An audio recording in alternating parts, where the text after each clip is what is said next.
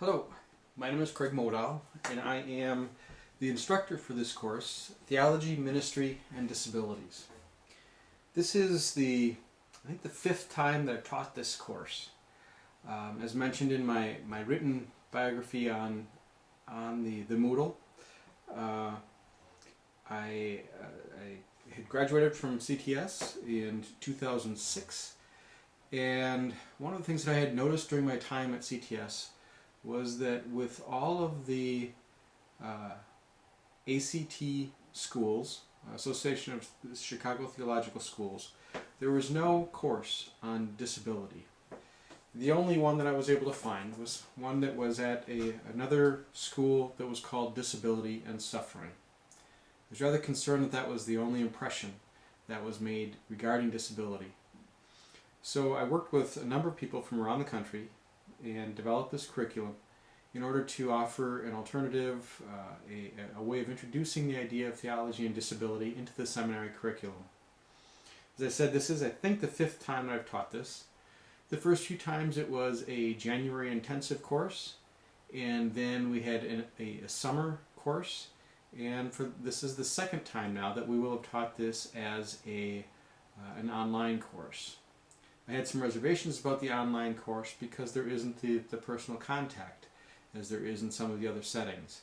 However, I found that in the last, when we've done this, the participation level of students was much greater in the online course than it was in the in-person courses. Those classes tend to have people who would dominate the course and others who would sit back and not really participate.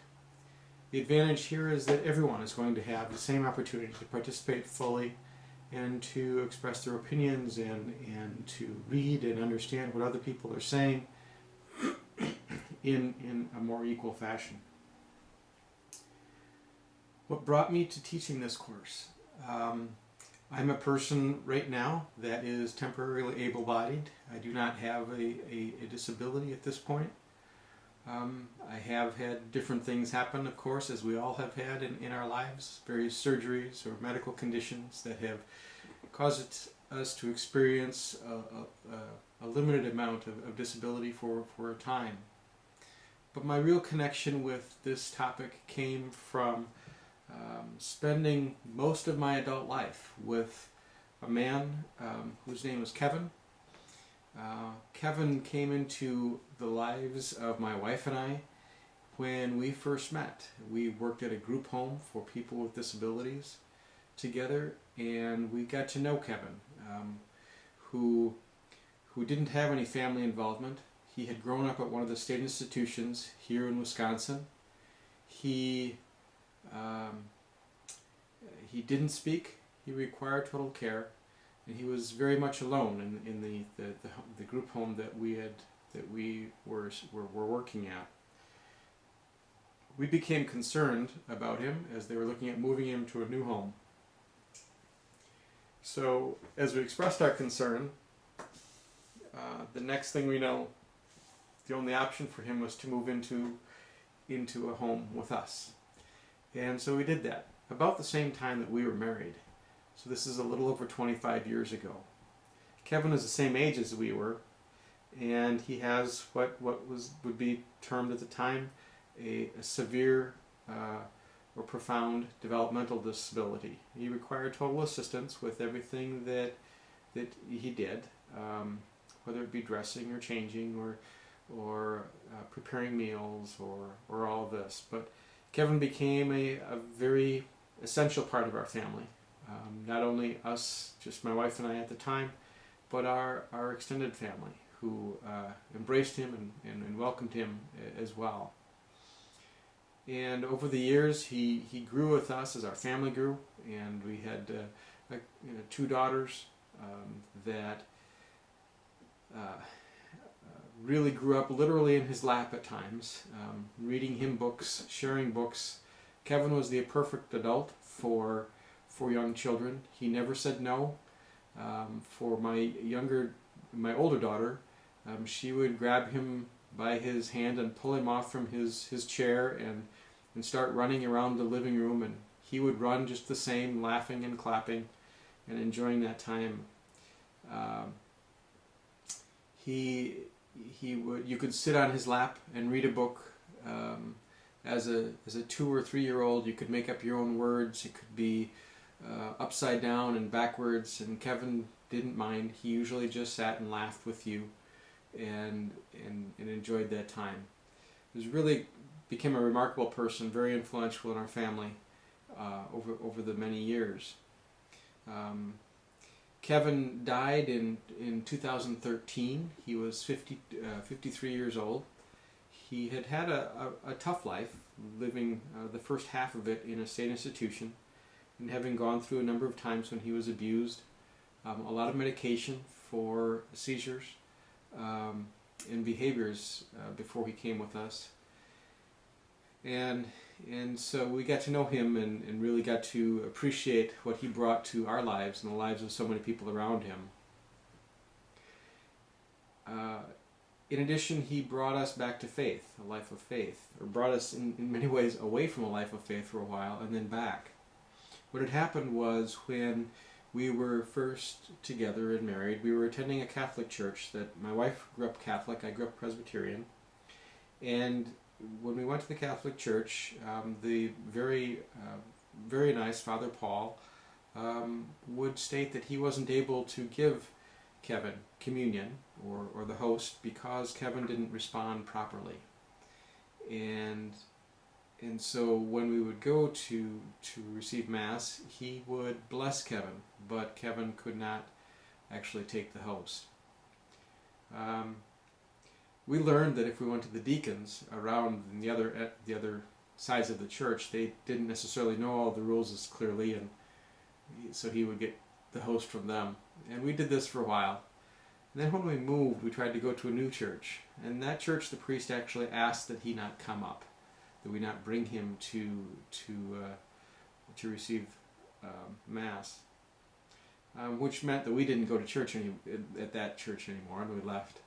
We looked at other churches and went to another one, part of the Lutheran tradition, that said that since Kevin didn't take the course to understand what communion was, he was not permitted to go up and participate in communion as well.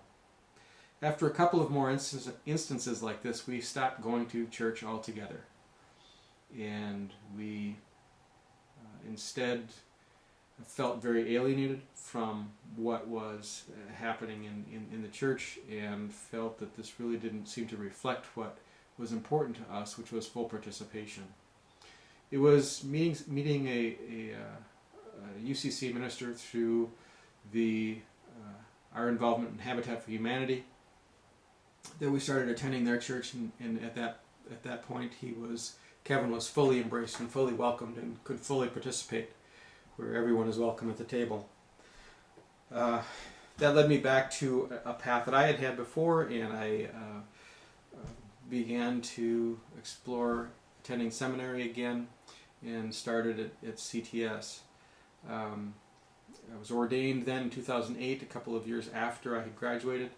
I have been involved in the UCC Disabilities Ministries Board for the last 6 years. I'm ending my term this fall, and I will also speak and present at the Widening the Welcome Conference this September in Hartford, Connecticut, and develop this course in order to help change this perception of how people with disabilities are received in the church. I have been a little bit behind in getting my Moodle set up for the course. This is not what I do primarily. This is an adjunct position. This is the only course that I teach, and I have a business otherwise. My wife works full-time as well, and we also have another young man who lives with us. I call him a young man. He's actually 33 now, Aaron, who has been with us for 20 years as well, who requires total care and is just a wonderful person to have around. He has cerebral palsy, but he's a very boisterous personality. He again doesn't speak words that most people understand. He says some phrases, but he requires total assistance as well. But between that and my two daughters, we have a relatively busy life. So for the course is that I'm finally getting everything set up, and I'm going to have to make some more adjustments to the Moodle site for the time later on in the semester. I've got most of the ones set up for the first 5, 6, 7 weeks, I think, set up and ready to go. But I will be adapting some of the last ones, or the second half of the term, in the coming weeks. I tried to keep the number of texts down. I could add a whole pile of texts that I think you would really enjoy and would find very informative and very helpful. I've provided that as part of the list on the syllabus, but I've stuck to just some basic books so that it doesn't load a whole lot of extra expense on you as well. Nancy Iceland's book is kind of a seminal work that really started a lot more of the disability awareness in theology recently. And recently, I mean almost 20 years ago actually now, but that I feel is an important text to start with.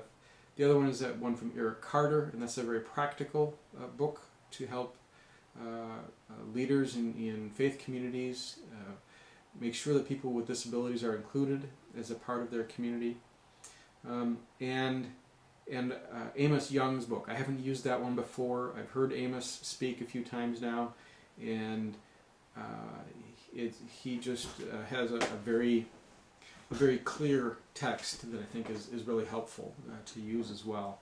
There are a number of others. You're going to meet a lot of people through something that's called the Summer Institute on Theology and Disability. This is something I've been involved with for the last several years as well. It's a week-long session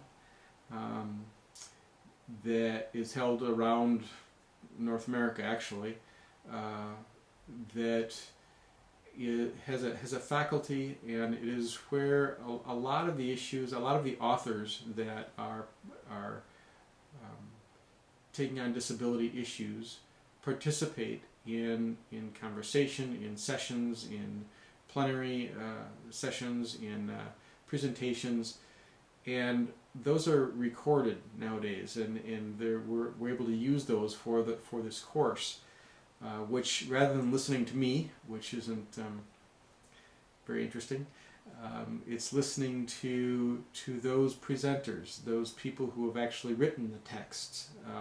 We may see Amos Young in there. I've got a couple of other guys that were not doing their texts, but I highly recommend them. Hans Reinders, who's from Amsterdam. You may be seeing video from him or an audio. Hans has a very heavy accent and is sometimes difficult to understand. You may have to listen to something a couple of times with him. John Swinton is another one. He's from Aberdeen, Scotland, and John is a funny, brilliant, very just a great guy to know. I've known him for a number of years now. He also has kind of a heavy Scottish accent, but I think you should be able to pick that up. And John has a number of texts out there, and his latest one, I think the latest one, is Theology and Dementia, called Living in the Memories of God. And John is great to listen to, and just a neat guy to know. I've also got a couple of notes here. I just want to make sure I'm hitting on everything. So this course has changed a little bit with this session over the other ones that I've taught. I've shared with you the people that have been involved in my life, so that this course was originally called Theology, Ministry, and People with Developmental Disabilities. The school had asked that we kind of open it up a little bit more to a broader sense of disability, and that's why I've changed some of the texts a little bit. Because often in our conversations as well, when we had it as just developmental disability, the conversation would relate to people's experience of physical disability as well. So this is certainly something that's a little bit broader than what we had before. and so that's why some of the texts have changed as well in focus. Many of you will want to share, and I invite you to share and participate in your own experience of disability, whether it be your own personal experience or whether it be that of a family or friend, and how you see some of the topics that we will discuss and talk about impact their lives. And I think that makes this a very personal, a very practical sense of how this issue is essentially important. I think in past courses, many of the students have found that engaging this topic has challenged some of their own theology and really opened them to new and different views that hadn't really been thought of before. When we start talking about embodiment or the Imago Dei or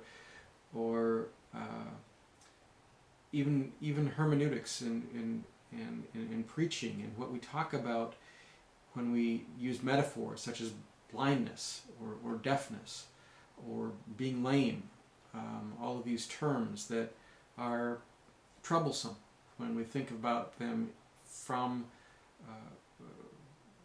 the view of disability itself and of people with disabilities.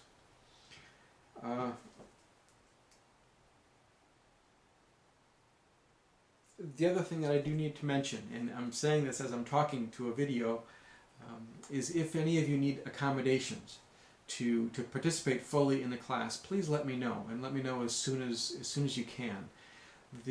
Some of the audio and video that I'm using does not have closed captioning, and that's pretty disappointing for a disability course, I'm aware. If you do need to have a text of those things that are being said or talked about, please let me know, and I will need to go through and write out a text for all of those resources, because they aren't provided as a part of this free service that's being offered. Otherwise, I have wanted to, since this year is the first time they've offered a little bit more of the WebEx possibilities on an online course, which would be a video conference call for us. I want to explore that with you, and I'm going to just be open about it. I don't have any scheduled right now, but I could, and I think they would be really interesting. The number of people participating in this course right now is at 7 or 8, and it might be a little bit tough for us to schedule WebEx meetings, so I'll have to be careful about that as we go on. But we may try a few during the term and see if that's a good way to share our own experiences and stories. Again, I'm glad that you're participating. Please feel free to contact me if you have any questions or concerns. I do work full-time otherwise, so it might be a day before I get back to you, but I do try to respond as quickly as I can. You're welcome to email me or use the Moodle to contact me, and I hope to be down to CTS at some point this term as well. I'm actually contacting you or doing this from Port Washington, Wisconsin, which is about 25 miles north of Milwaukee. We're on Lake Michigan, in a beautiful little fishing town here. Anyway, that's all I have. I look forward to meeting you all and to talking about these issues and to exploring theology and our faith a bit more broadly. Thanks.